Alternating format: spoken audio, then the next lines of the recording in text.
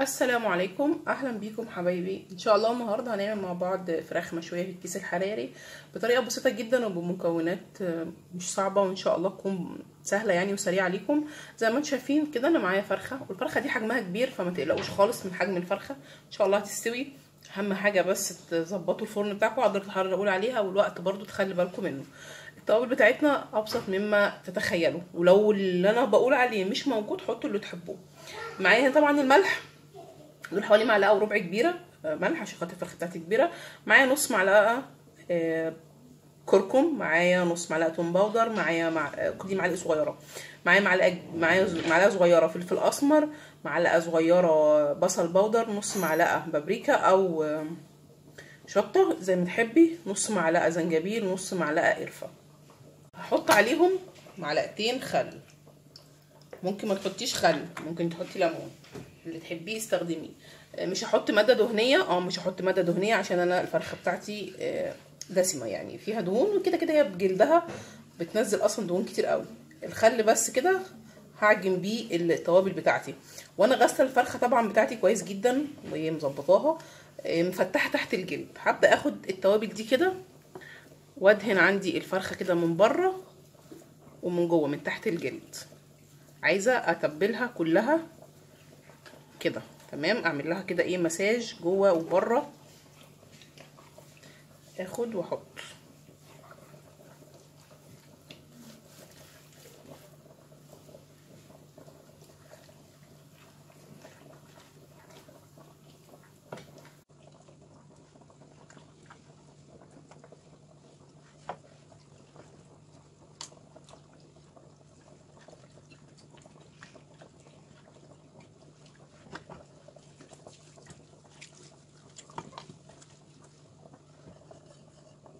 انا جبت معايا الكيس الحراري اهوت، بس معلومه بس عشان ما حدش يقول لي سبت الفرخه من غير ما تكتفيها.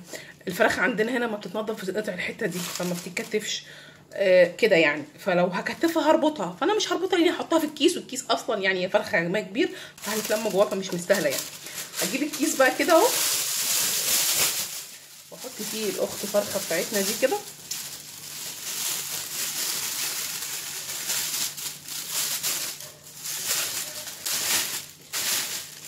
معايا ده القفل او المحبس اللي بتقفل بيه ايا كان شكله يعني، هو الشكل اللي هنا ده كده هنختلف عليه يعني، هحطه واقفل بيه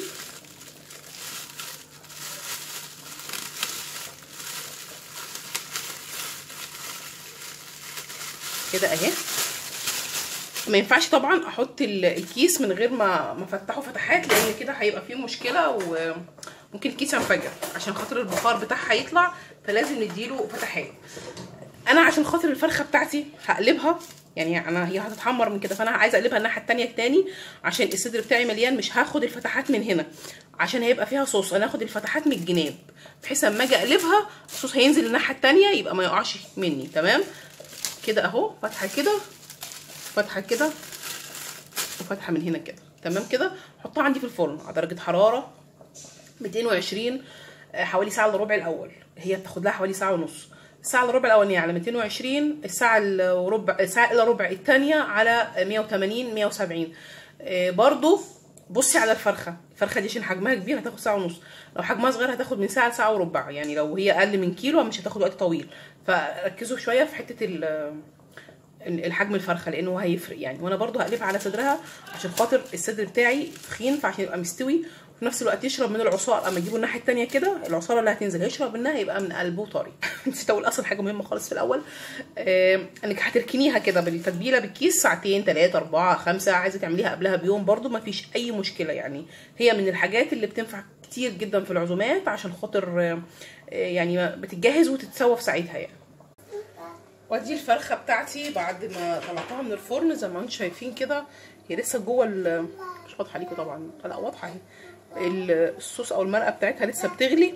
اللي نزل دوت لاني وانا بلفها نزل شويه من الخرم، هنفتحها مع بعض بقى عشان هي سخنه قوي يعني، مش سخنه بس لكنها مستويه وجميله.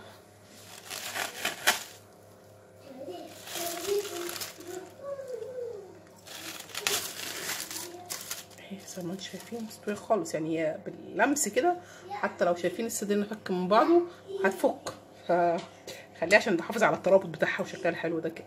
زي ما انتم شايفين معايا شكل الفرخه بتاعتي بعد ما زوقناها وظبطناها كده وعملنا لها شكل حلو، طعمها خطير وريحتها جميله جدا، ولون التحمير بتاعها من غير شوائب من غير اي حاجه. ان شاء الله لما تجربوها هتعجبكم، والتتبيله حلوه بالفعل مميزه وسهله. اشوفكم على خير بقى الوصفه الجايه، بس ما تنسوش تعملوا اشتراك في القناه وتعملوا لنا لايك وكومنت حلو منكم. اشوفكم على خير، السلام عليكم ورحمه الله.